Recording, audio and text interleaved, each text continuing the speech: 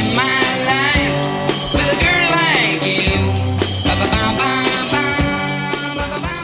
Hi everyone, it's Nami. I'm Scott, life enthusiast, and I'm here with Dawn McCoy. Hello, beauty blogger, voice actor, baker, friend, singer-songwriter, everything. That does it. Everything. So I did interview Dawn once before for the LA Ladies interview series. She was my very first interview, but we did transcribe it, and so it was about 5 to 6 pages of words which nobody really wants to read. So here we are, back again. LA Ladies interview #1, revisited Dawn McCoy. Woo! We get to do it in her amazing apartment. Some people call it the Cupcake Palace. It is the Cupcake Palace. Cupcakes included.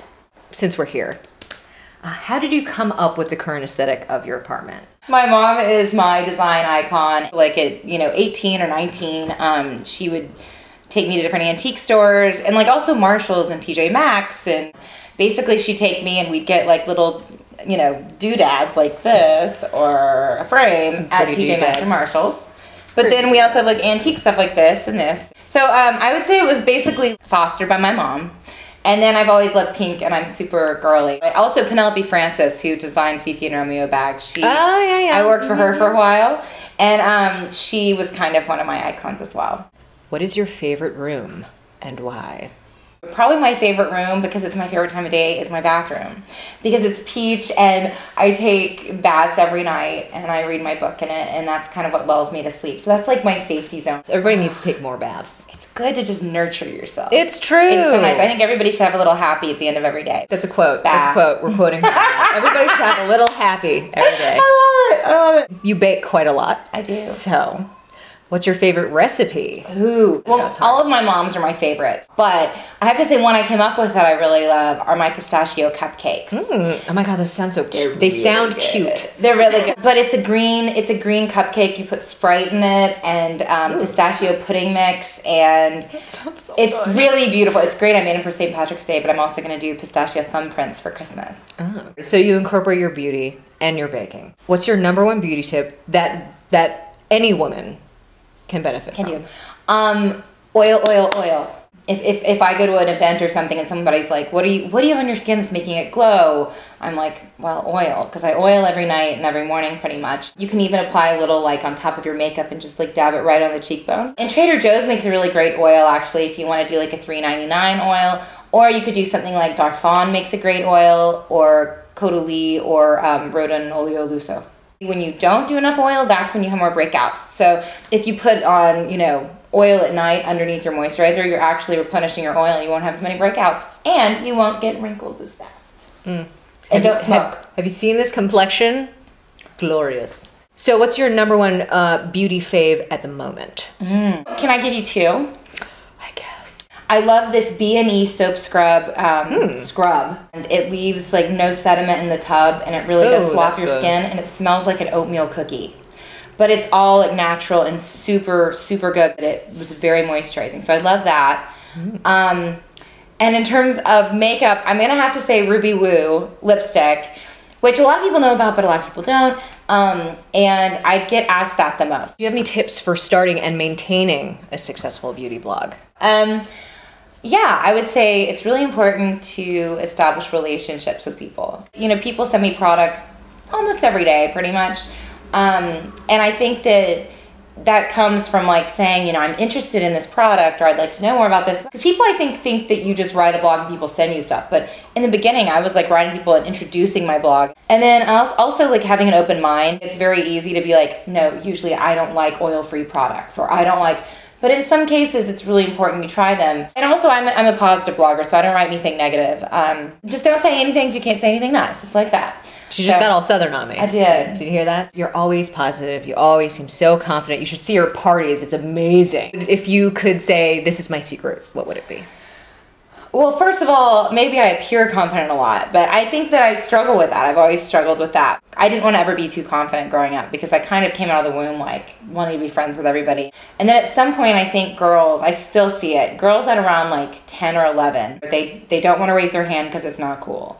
And they don't want to talk openly and sound intelligent because that's not cool. And I think that with me, it was that I didn't want to seem too confident at some point. But I mean, I have tons of insecurities. A lot of it's just because I love people. It's not really confidence so much. Like when I meet someone, I look for something I love about them. And sometimes that's creepy if you're like, oh my God, you have gorgeous lips to the woman working at 7-Eleven. So it takes the focus off you. So you're not like going, oh my gosh, do I look, you know, thin enough or tall enough or short enough, or are my eyelashes on right? Or that all you get so caught up in, and it means absolutely nothing. It's so inane. So if you're thinking about the other person and you're like, oh my gosh, I love her outfit, or gosh, she seems like a really intelligent person, I'd like to get to know her better, or him, then I think it kind of takes the shift to focus off you. That's the secret of Dawn McCoy's confidence, is to focus on others. I like that one. That sounds like a politician. I like it. You should go into politics. She's going to go into politics one day. Dawn for president. So what would you say your biggest challenges as a woman in Los Angeles? Ooh, honestly? Deep. It's not that the city puts it on you, but I think there are some amazing looking people here. For me personally, it's like body type pressure and learning to like embrace yourself the way you are. I wish I'd learned at a younger age, like, you know what, you're never going to be a size 0. You're kind of voluptuous, kind of a curvy girl. Hot. Be like Christina Hendricks. Thanks for saying that. Thank you. She's hot. She'll give you my number later. Yeah, if you want a number, let me know. That's it. That was something that I really struggled with a lot early on. Now it's better. I'm learning to appreciate. But I think it's important that people understand that whether they're in like Durant, Oklahoma, or Seaside, Florida, or whatever, like that's I love that's actually, those two cities are the ones. You know, that's me. You just pull it out of thin air. That's me. But I think that you struggle with that everywhere. So I don't mean that just in LA. So if you saw yourself at a party, what would your first impression be? What's her story? I'm very loquacious and very hostessy, even not at my own party. I mean at any party. I guess I've been told that I'm intimidating from afar, but then once you talk to me for like a second, I'm told that that's not the case like, at all. oh, you have really nice lips. Yeah, you have nice lips. You want a hug? Yeah. I'm pretty sure if you like sang out the window, a bunch of like bluebirds would come in and like, I don't know, bake something. Okay, so I know that the last time we spoke, I asked what a 5-year-old Dawn would say to you. So let's fast forward 10 years and ask if 15-year-old Dawn were here right now, what would she say to you? I think she'd think that this life was pretty sweet. I think that she would really like how girly everything is. She'd wonder why I wasn't married and didn't have children, because she'd think I was kind of old. 15, you're right, Kristen just goes, 15-year-old Dawn, kind of a priss. So I think she would be amazed that I loosened up quite a bit. Back again. The mic died, unfortunately, so this is 2 days later.